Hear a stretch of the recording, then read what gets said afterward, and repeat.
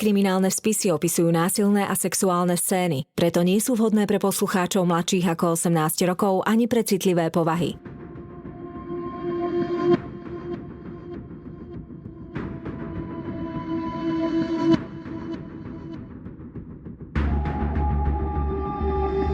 Spáchali ťažký zločin a pred spravodlivosťou sa im nepodarilo skryť.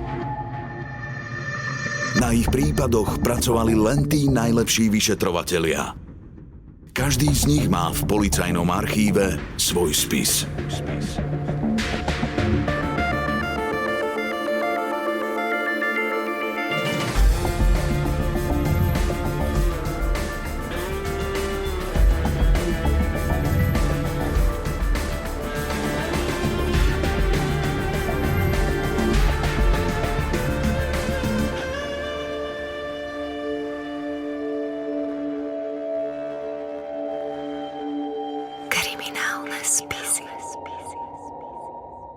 Tichý zabijak. Leto sa chýli ku koncu. Dni sú pochmúrne a bratislavský vzduch nezvyklo chladný. V piatok 27. augusta 2010 stojí Ľubomír Harman na chodbe paneláka a meravo hľadí von oknom. Obyvatelia Devínskej Novej Vsi sa hmíria hore dolu ako mravce. Z práce a do práce, do obchodu, za láskou, za deťmi. Harmana čaká víkend, no čo na tom záleží? Nepracuje už celé 2 roky a doma nemá nikoho. Po víkende pondelok a po ňom ďalší mizerný týždeň na rovnakom mieste, v rovnakom byte. Po chodbe paneláka na ulici Pavla Horova 1 prechádza suseda Marta s vnúčkou. Harman nevníma ich kroky, pohľady, báni buchnutie dverí. Marta sa bledého, chudého Harmana zľakne. Stojí tam ako vosková figurína. Za celé roky sa jej síce ani len nepozdravil, no tentokrát jej po chrbte prebehne mráz. Niečo nie je v poriadku. Schyľuje sa k jednému z najkrvavejších dní v novších dejinách Slovenska. Klepanie na radiátor, brechajúci pes, hlučný alkoholik či naštvaná domovníčka. Život v bytovke je nám všetkým dôverne známy. Iný nie je ani panelák na ulici Pavla Horova 1. Susedia si kvôli tenkým stenám občas vypočujú všeličo. Domáce násilie, rannú nevoľnosť či vášnivý sex. Byt 48-ročného Ľubomíra Harmana bol však vždy nezvyklo tichý. Susedia u neho nikdy nepočuli dámsku či pánsku návštevu a spoločenský život mu bol cudzí. Akoby medzi ním a vonkajším svetom chýbalo akési ohnívko, ktoré ostatní mali. V priebehu dlhých rokov v bytovke si ho postupne prestali všímať. Bol pre nich len neškodný podivín odvedľa. Nikto z nich vtedy ešte netušil, že práve Harman prevráti pokojné životy v Devínskej Novej Vsi na ruby. Bol tichý, nekonfliktný, taká šedá myš, taký sused, ktorého si možno ani nevšimneme. Bol to človek v strednom veku, bez rodiny, osamelý a nezamestnaný, čiže dobrovoľne vlastne sa ako keby sociálne izoloval a to je také veľmi ako keby dôležité v tom jeho živote, lebo predtým vlastne v tých štruktúrach, ktorých fungoval, že chodil do školy, chodil do nejakého streleckého klubu a pracoval, tak vlastne ako keby v tom systéme fungoval.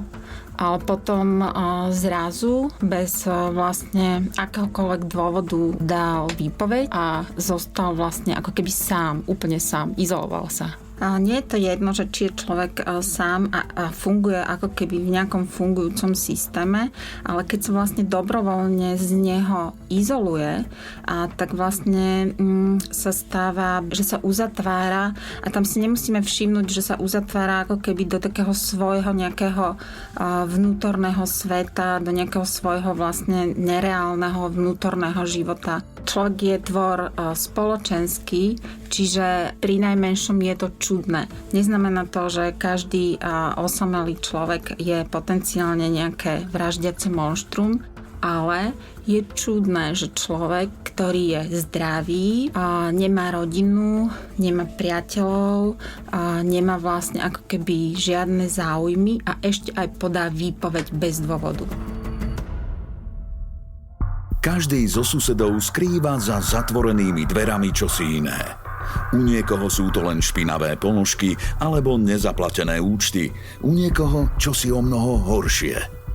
V Harmanovom byte, len pár metrov od miest, kde pokojne spávali susedia Slezákovci, ležalo 9000 smrtiacich nábojov a arzenál strelných zbraní. 2 pištole Luger, malorážka, puška ideálna na športovú streľbu či odstrel škodnej a samopal vzor 58, upravený pre streľbu v samonabíjacom režime. Veľká útočná zbraň pripomína neslávne známy Kalašnikov, ktorý má na svedomí milióny životov, viac ako atómová bomba.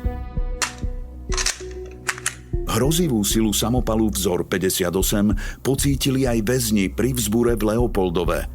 Streľba komanda útvaru rýchleho nasadenia vtedy bez problémov prestrelila 2 protiľahlé steny väzenskej cely a zastavila ju až 3. Takáto zbraň dokáže v radoch nepriateľa rozpútať peklo. Čo by však dokázala na pokojnom sídlisku medzi nič netušiacimi civilistami? Devínska Nová Ves je jedna z najpokojnejších častí Bratislavy. Od centra ju delí kus prírody a s približne 17 000 obyvateľmi má atmosféru pokojného malomesta. O vraždách tu nikto ani nechyroval a keď sa predsa len čosi násilné udialo, hovorilo sa o tom aj niekoľko mesiacov. Rodina Slezákovcov nebola výnimočná. Mala svoje slasti aj strasti, tak ako tisícky podobných rodín v devínskej Novej Vsi. Čo si ich ale predsa len odlišovalo? Slezákovci zvíťazili v krutej lotérii, ktorú si s nimi zahral život. Ich osud bol spečatený už pred rokmi, v momente, keď noha prvého z nich prekročila prah bytu číslo 8 na ulici Pavla Horova 1. Ich susedom sa stal nenápadný, mlkvý Ľubomír Harman. Slezákovci žili bohatým spoločenským životom. Návštevy sa u nich striedali jedna za druhou a niekedy popíjali kávičku aj na chodbe. Byt patril 68-ročnej Jozefe Slezákovej, ktorá v ňom bývala spolu so svojou 45-ročnou dcérou Máriou a 12-ročným vnukom Jožkom. Jeho otec Jozef žil inde, no syna často navštevoval. Podľa kamarátov to bol svojský, no dobrý chlap s veľkým srdcom. K Slezákovcom nosil nákupy či koláče, malému Jožkovi sa venoval a niekedy ho so sebou vzal na kofolu. 3. poschodie paneláka na ulici Pavla Horova 1 bolo ako oheň a voda. Na jednej strane bujarí Slezákovci, na strane druhej čudák Harman. Dlhé rozhovory a návštevy ho spoza tenkých stien jeho prázdneho bytu možno iritovali. Jeho pocity však nepoznáme. Nemal priateľov, ktorým by sa zdôveroval. Jediný vzťah, ktorý mu vydržal takmer celý život, bol vzťah k zbraniam. So zbraňou bol jedna ruka už v mladosti. Absolvoval lesnícku strednú školu v Liptovskom Hrádku a tak ako mnoho lesníkov stal sa aj poľovníkom. V rokoch 1981 až 83 si odkrútil vojenskú službu, no na dráhu vojaka z povolania sa nikdy nedal. Z priemerného žiaka vyrástol na priemerného zamestnanca. V januári 1990 sa stal členom streleckého klubu vojakov v zálohe 008 Fox v Bratislave, s ktorým sa zúčastnil mnohých súťaží, dokonca aj majstrovstiev Slovenska v roku 2009. Ani tu však nedosiahol najvyšší výkon, ale len druhú výkonnostnú triedu. Bol priemerným strelcom. Dravosť mu chýbala a životné úspechy akoby mu pretekali pomedzi prsty. Kolegovia z teplárne si ho pamätajú ako seriózneho, málo vravného kúriča, ktorý si svoju prácu robil dobre, no o osobnom živote nerozprával. Nikdy sa nerozčuľoval, nehádal, rozhodne nebudil dojem krvilačnej beštie. Dovolenku si vyberal len na strelecké súťaže, iné záujmy nemal. Nikomu by nenapadlo, že práve jeho meno budú skloňovať spravodajské kanály po celom svete. Kriminálne spisy. Po 20 rokoch v teplárni dal výpoveď, no dôvody svojmu nadriadenému neoznámil. Prerušil už aj tak slabé sociálne kontakty a uzatváral sa stále hlbšie do svojho sveta.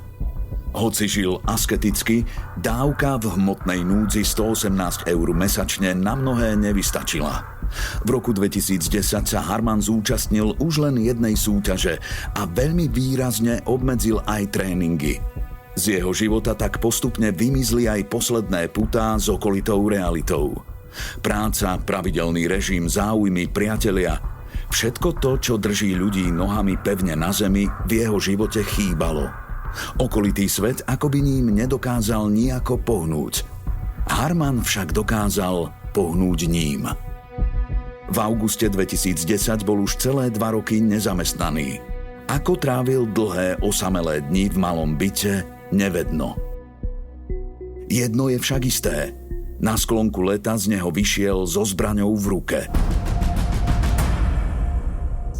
Veľmi ťažko sa nám vlastne ako keby identifikuje, že čo prežíval a že či sa vlastne u ňoho treba spustila nejaká psychická choroba. Žil veľmi asketickým životom, pretože dostával nejakú veľmi nízku podporu a tým pádom už vlastne bol ako keby donútený prestať napríklad chodiť do toho klubu, chodiť na tie preteky a strieľať. Vlastne jediné, čo ho ako keby spájalo s tým ako keby v úvodzovkách normálnym sociálnym životom bol ten strelecký klub, ale na to už vlastne nemal ani peniaze. Čiže on sa ako keby odrezal, izoloval, môžeme to nazvať aj nejaký spôsob ako keby autoagresie, ale mohlo naozaj v ňom sa spustiť ako keby nejaká psychická choroba, ktorá nebola vlastne liečená tým, že nenavštevovala ani lekárov. V takýchto situáciách je veľa faktorov, ktoré zohrávajú úlohu, prečo sa to alebo ono stane. A ťažko môžeme ako keby ovplyvniť všetky tie veci, ktoré sa udejú. Je vlastne veľmi ťažké predpovedať, že tento človek bude taký alebo onaký takto a takto sa bude správať o 2-3 roky, ale teda naozaj také rizikové faktory sú, ak sa teda človek, ktorý je zdravý, pri fyzickej sile, dobrovoľne sám izoluje zo sociálneho kontaktu, ako keby výstupí a sám sa ako keby uzatvára a nemá ani minimálny nejaký sociálny kontakt v tej spoločnosti. To znamená, že ako keby sám dobrovoľne z toho systému spoločenského výstupí a niekedy sa môže teda stať, že už ako keby návratu nie je späť a on ten systém potom ako keby ani nejakým spôsobom nerešpektuje, neuznáva a teda môže byť jeho narušiteľom. Pondelok 30. august 2010. Devínska Nová Ves sa prebúdza do šedivého, chladného rána. Už neprší, no cez ťažké mračná nevidno ani kúsok oblohy. Na mokrých chodníkoch sa odrážajú svetlá okolo idúcich aut a ľudia začínajú vyťahovať jesenné bundy. Je pondelok. Väčšina dospelých cestuje do práce. Deti sa snažia ukoristiť posledné záblesky letných prázdnin. 50-tnička Ružena stojí v rade pri pokladni v miestnych potravinách. Ešte nevie, že platí svoj posledný nákup. Ružena je druhou dcérou Jozefíny, majiteľky bytu číslo 8 v paneláku Pavla Horoba 1. So Slezákovcami nežije, no často ich navštevuje ako aj dnes. Je to však komplikovaná, problematická osoba. Matka Jozefína jej kávu síce uvarí, no dovnútra ju nepustí. Často preto vysedávajú na chodbe pred Harmanovým bytom alebo vonku na lavičkách. Stará pani Jozefína sa snaží konfliktnú dcéru Ruženu krotiť. Je to čierna ovca rodiny. V mieste svojho bydliska robila problémy už pred rokmi. Vyhrážala sa susedom, ničila schránky a okná. Niekoľkokrát boli Ružena s dcérou Michaelou zadržané a predvedené na oddelenie za účelom vysvetlenia svojho správania. Situácia zašla až tak ďaleko, že okolité domácnosti napísali o pomoc do relácie Lampáreň. Ruženu vysťahovali a ona na istý čas odišla žiť do Veľkej Británie. Na Slovensko sa vrátila s prázdnymi rukami. Pokiaľ sa v minulosti Harman dostal do konfliktu s niekým zo Slezákovcov, je možné, že to bola práve Ružena. Spolu s dcérou Michaelou niekedy fajčila na chodbe a dochádzalo k hádkam. Jeho susedkou však nebola. Ružena s nákupom vychádza z potravín a mierí na návštevu k Slezákovcom. Do nosa jej udrie svieži, dažďom prečistený vzduch. Nič nenasvedčuje tomu, že pokoj Devínskej Novej Vsi by malo niečo narušiť. Tento deň bude ale úplne iný ako všetky ostatné. Zatiaľ o tom vie len jeden muž. Ten štýl susedov, ktorí vlastne žili úplne iným spôsobom ako on. On ako uzavretý, tichý sused mal za susedov vlastne rodinu, ktorá bola veľmi spoločenská. Celý ten život sa vlastne ich odohrával na chodbe. Pravdepodobne všetci vedeli, čo varia, čo riešia, aké majú emócie. Naozaj to mohlo tohto suseda nejakým spôsobom na nejakej úrovni iritovať a vlastne on išiel vyriešiť tú situáciu. Ľubomír Harman si vo svojom byte na 3. poschodí oblieka modré džínsy a tmavé tričko. Je mlkvý, zadumaný. Už sa však rozhodol. Nekoná v afekte. Obúva si topánky, oblieka džínsovú bundu, aby mu nebola zima. Cez rameno si prehodí koženú tašku plnú streliva a na uši si nasadí veľké modré slúchadlá, aby sa chránil pred hlukom. Alebo možno preto, aby nepočul krik ľudí, ktorých sa chystá zabiť. Stojí pred dverami, ruka na kľučke.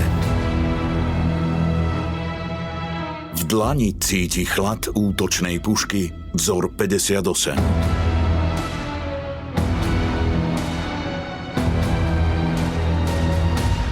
Je čas.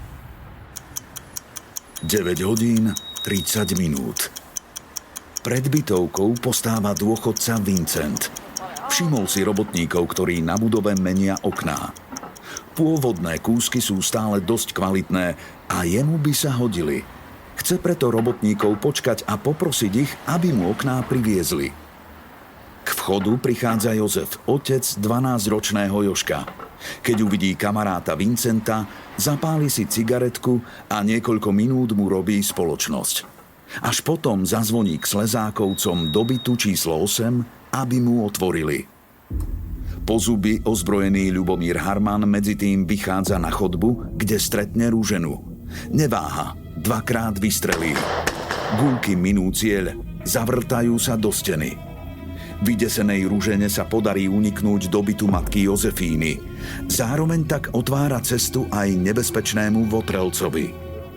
5 členov rodiny sa ocitá v maličkom byte s nebezpečným strelcom. Napriek šoku bojujú ako levy. Proti Harmanovi letí stôl a obraz. Barikáda mu však nezabráni pokračovať hlbšie do bytu. Skúsenou rukou a bez citu strieľa Slezákovcov ako na jatkách. 27-ročný Stano zomiera deň pred svojimi narodeninami. Ružena a jej matka zostanú ležať na zemi v kaluži krvi. Samopal s dostrelom takmer 3 kilometre po sebe zanecháva devastačné zranenia. Harman však nenecháva nič na náhodu. Zraneným uštedrí aj ranu istoty. Priestor sa plní dymom, vzduchom lietajú kúsky steny. Po projektiloch, ktoré netrafia svoj cieľ, zostávajú v múroch diery veľké ako pesť. Druhá dcéra Mária sa schováva v kúpeľni. Zrejme chce ochrániť syna Jožka. Jeho smrť už neuvidí. Jej telo padá na zem ako prvé. Vrah nemá zmilovanie ani nad 12-ročným chlapcom. Dve prepletené telá zostanú bez pohybu ležať na chladnej podlahe. O úniku nie je ani reči. Pár sekúnd a je po všetkom. Jedinými svedkami masakra zostali rodinné fotky a obrázky svätých na stenách. V byte, ktorý býval vždy plný vravy a života, zavládne ticho. Z 25 rán len 4 nezasiahli človeka. Z prestreleného radiátora vyteká na žlté linoleum voda. Mieša sa s krvou a neskôr vytopí susedov o poschodie nižšie. Mŕtvolného zápachu sa nezbavia celé mesiace. Ak by boli motívom masakra susedské vzťahy, Harmanové besnenie by tu zrejme skončilo. Jeho nenávisť však siahala o mnoho ďalej. Smrť jednej rodiny ju nedokázala ukojiť. Je 9:45 a celá bytovka je na nohách. Streľba doznieva a susedia zisťujú, čo sa deje. Vykúkajú na chodbu, siahajú po telefónoch. Jeden muž bojuje o život. Jozef zrejme vyrušil Harmana pri vraždení. Útočník stihne otca malého Jožka postreliť. Ten berie nohy na ramená a z posledných síl šprintuje smerom von z paneláka. Z plných pľúc kričí, že so Slezákovcami nemá nič spoločné. Harman ho prenasleduje ako lovecký pes. Cestou jačí na susedky, aby zatvorili dvere a zaliezli späť do svojich bytov. Na jednu z nich zvreskne, že ak to neurobí, odstrelí jej hlavu. Vonku zatiaľ ešte stále vládne pokojné ráno. Nič netušiaci Vincent vyčkáva robotníkov, aby si od nich vypýtal okná. Streľbu nepočuje. Vchodové dvere sa zrazu rozletia a vonku sa vyrúti Jozef. Spadne hneď na zem, kričí ako zmyslov zbavený a prosí Vincenta, aby zavolal sanitku a políciu. Vincent nerozumie, čo sa deje. S kamarátom ešte pred pár minútami pokojne diskutoval pri cigarete. Požiada však okolo idúcu ženu s mobilom, aby vytočila linku 112. O 9:45 minúte príjme operačné stredisko prvú správu o incidente v Devínskej Novej Vsi. Vincent sa zatiaľ pokúša privolať blízku policajnú hliadku, no tá si ho buď nevšimne, alebo ignoruje. Jozef ešte stále kričí a konečne povie aj to najpodstatnejšie, že v paneláku sa strieľa. V rovnakom momente však už z budovy vychádza vrah. Harman si to namierí rovno k Jozefovi. Jozef sa z posledných síl vyškriabe na nohy. Skrie sa za Vincenta, drží ho okolo pása a snaží sa vyhnúť zornému poľu vraha. Ten strieľa do vzduchu okolo dvoch mužov, hrá sa s nimi ako mačka. Po chvíli ho to prestane baviť. Pristúpi bližšie a Vincentovi položí rozohriatú zbraň na rameno. Jozefa bez ďalších okolkov zastrelí ranou do temena. Dôchodcovi Vincentovi sa z hlasnej rany rovno pri uchu takmer rozletí hlava. Hľadí na vraha ako na zjavenie a sám poriadne nevie, či je ešte nažive. Útočník chladnokrvne rozlišuje, kto sú jeho nepriatelia. Podľa akého kľúča však nevedno. Vincenta napokon nechá žiť a ušetrí aj susedku Martu, ktorá sa spolu s 5-ročnou vnúčkou práve vracia z nákupu. Vyvraždenie rodiny Slezákovcov mu však nestačí. Zbraň obráti voči ľuďom, ktorých vôbec nepozná. Vníma ich ako hrozbu? Chce si na nich vybiť nenávisť? Alebo sa jednoducho rozhodol hrať na Boha? Vieme len jedno. Harman začne strieľať po všetkom, čo sa hýbe. Škôlka, balkóny, autá, dospelí, dôchodcovia, deti. Myslím, že už naozaj to boli také, že ako keby náhodné rozhodnutia, ktoré sa naozaj môžeme len domnievať, že prečo ušetril pani s vnúčkou. Možno mu niekoho pripomenula, alebo ušetril to dieťa, ale potom zase iné dieťa neušetril. Čiže skôr to bolo naozaj takéto, že náhodný pohyb, náhodné rozhodnutie. Ja by som takémuto páchateľovi už asi veľmi v tom konkrétnom ťažení danom čase a priestore asi veľmi nepripisovala nejaké veľmi racionálne myslenie. Skôr teda by som naozaj povedala, že to bolo emocionálne, náhodné. A samozrejme, že vystrašiť alebo teda vyrušiť, a nie vystrašiť, pretože bol ozbrojený, tak skôr vyrušiť ho môže nejaký pohyb náhodný na nejakom balkóne, ale asi strach nie. Smutný osud postretne 52-ročnú Gabrielu. Vyzrie na balkón, aby zistila, čo sa deje, a od Harmana okamžite utrží fatálnu ranu. Pomoc si už bohužiaľ zavolať nestihne. Partner ju po obede nájde doma mŕtvu. Zranení pribúdajú, pokojné sídlisko sa mení na bojové pole. Harman strieľa po ľuďoch chladnokrvne, ako by boli len terče.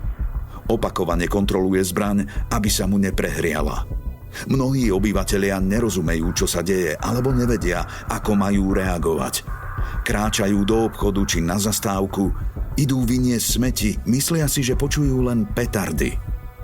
Ako neskôr dosvedčí očitá svedkyňa, jeden muž dokonca vystúpi z auta, aby sa Harmana opýtal, prečo strieľa. Boxer a futbalista Andrej vyjde na balkón v trenírkach, chce len skontrolovať počasie. Harman ho zasiahne rovno do hrudníka. Projektil vyjde von cez chrbát a pľúca mladého muža zaleje krv. Rana je takmer iste fatálna, má však šťastie. Začuje húkanie sanitky a do žíl mu začne prúdiť adrenalín. Skôr než stratí vedomie, stihne sa vypotácať z paneláka k blízkej záchranke. Z umelého spánku sa prebudí až po 4 dňoch. Život síce nestratí, no zostanú mu trvalé následky a invalidný dôchodok. 7 minút po prvom výstrele a 2 minúty po prvom telefonáte na tiesňovú linku dorazí policajná hliadka. O ďalšie 2 minúty ju nasleduje ďalšia. Podobný incident nemá v dejinách Slovenska obdoby. Bežní policajti na takúto situáciu nie sú trénovaní. Linka 112 je navyše zahltená desiatkami hovorov, ktoré si protirečia. Situácia na sídlisku je chaotická. Niektorí tvrdia, že útočníkov je viac, iní zase, že streľba prichádza z odlišného miesta. Policajti preventívne uzatvoria celú mestskú časť a kontrolujú autá. Iní sú však rovno na mieste činu. Príslušníci, ktorí bežne riešia len drobné potýčky, zrazu čelia po zuby ozbrojenému nepriateľovi v otvorenom priestranstve. K dispozícii majú navyše len pištole. Medzi zasahujúcimi príslušníkmi je aj mladý, svedomitý kapitán Karol. Hneď po príchode na miesto činu počuje streľbu a rinčanie skla. Keď zbadá na chodníku ležať Jozefa s rozstrelenou hlavou, je mu hneď jasné, že treba čo najskôr zasiahnuť. Útočníka musí za každú cenu zneškodniť. Nasadzuje vlastný život. Krúži, s pištoľou v ruke sa snaží k nebezpečnému strelcovi priblížiť. Harman je však rýchlejší. Jedinou ranou zasiahne odvážneho kapitána rovno do tváre. Strela vnikne cez peru do jeho hlavy a vyletí po príuchu von. Všade je krv, no Karol bolesť necíti. Skôr než sa ponorí do tmy, myslí len na jedno, či sa ešte niekedy zvíta so svojím malým synčekom. Tento príbeh má nečakane šťastný koniec. Kapitánovi osud praje a neuveriteľnú ranu do hlavy prežije bez vážnych následkov. 10 hodín a 10 minút. Do devínskej Novej Vsi prichádzajú z Malaciek kukláči, ktorí majú tréning aj výzbroj na to, aby s masovým vrahom poriadne zatočili. Harman konečne stráca dých. Na slabších a neozbrojených si trúfol ľahko, proti zásahovej jednotke však nemá šancu. Kukláči ho v priebehu 6 minút obklúčia a zaženú k stene jednej z budov. Harman sa nevzdáva, no síl mu pomaly ubúda. Od jedného z mužov utrží fatálnu strelu do hrudníka. Iróniou osudu projektil vyletí práve zo samopalu vzor 58. Na smrť si však Harman nepočká. Otočí proti sebe vlastnú zbraň a po 36 minútach besnenia sa rozhodne ukončiť svoj život sám. Zomiera v mláke krvi krátko po 10:45 ráno. Jeho telo zostane nehybne ležať v kúte. Je schúlené, už z neho nejde strach. Z miesta činu ho odvážajú v modrom vreci, rovnakom ako obete. Devínska Nová Ves si ale ešte počas celého dňa nevydýchne. Od polície a médií prichádzajú zmätočné informácie. Nie je jasné, či je bezpečné výjsť von. Útočník po sebe zanecháva 7 mŕtvych a ďalších minimálne 15 zranených. Masaker sa zapíše do histórie ako jedna z najkrvavejších udalostí v dejinách Slovenska. Zlo sa však šíri ďalej. Som za to, aby bol Ľubomír Harman vyhlásený za štátneho hrdinu. Vôbec sa nečudujem, že mu pre tú čvargu rúpli nervy. Bol to učiteľ, naučil pár nevychovaných ľudí slušnému správaniu. Aj takto vyzerali dobové reakcie na streľbu v devínskej Novej Vsi. Krátko po streľbe niekto na mieste činu nastriekal Harman hrdina. A pán Harman, ďakujeme, občania devínskej Novej Vsi.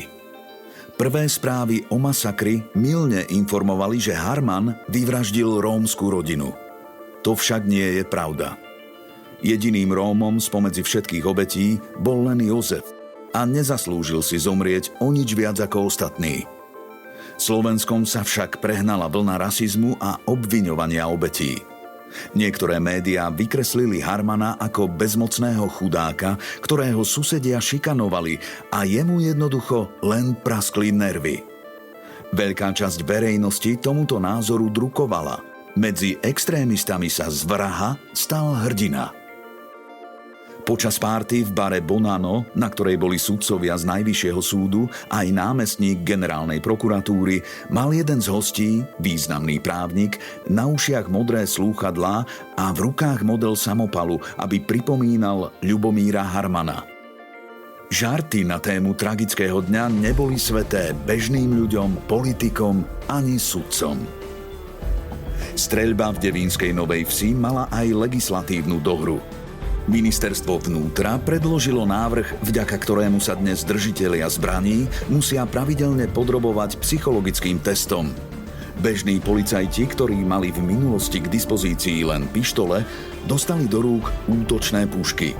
Dvaja z nich si neskôr zabudli nové nebezpečné zbrane na benzínovej pumpe a na streche vozidla.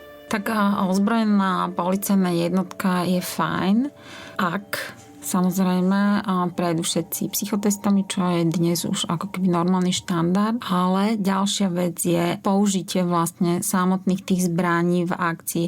Jedna vec je nastrieľať na strelnici nejaké technické zručnosti, ale ďalšia vec je, keď som priamo v teréne a je tam plno civilistov a vlastne naučiť sa ako keby reagovať v tých vyhrotených kritických situáciách. A na to treba naozaj tréning.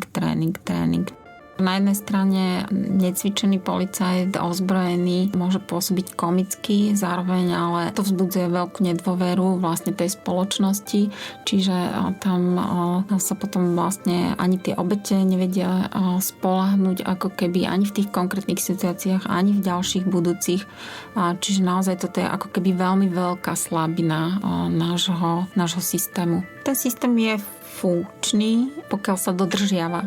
A každý systém, a každý zákon, každé nariadenie, všetko sa dá v podstate nejakým spôsobom obísť. Keď tu máme kopec ľudí, ktorí v pohode sfalšujú nejaké diplomové práce, tak asi aj takýto papier sa dá sfalšovať v konečnom dôsledku. Čo sa v ten osudný deň 30. augusta odohrávalo v hlave vraha, sa už nikdy nedozvieme. Rozbor jeho krvi zistil 0,14 promile acetónu a v moči sa našlo 0,85 promile alkoholu. Ide však o hraničné, takmer bezvýznamné hodnoty, ktoré nenaznačujú, že Harman bol opitý či nafetovaný. Jeho rozlišovacie schopnosti neboli narušené a svoje skutky spáchal pri plnom vedomí. Harmanové obete boli rôzneho etnika, veku, žili veľmi rôzne životy. Vrah si skutočný motív zobral do hrobu a o jeho psychickom stave sa môžeme len dohadovať. Avšak uzavretosť, citový chlad a nezáujem o vzťahy napovedá, že mohol trpieť schizoidnou poruchou osobnosti. To však samo o sebe z človeka násilníka nespraví. Či už medzi ním a rodinou odvedľa existovali hlbšie konflikty alebo nie, jedno je isté. Mnohí Slováci majú hádky so susedmi. Každý by však radšej býval vedľa hlučnej rodinky, než vedľa tichého vraha, ktorý môže kedykoľvek zaklopať na dvere.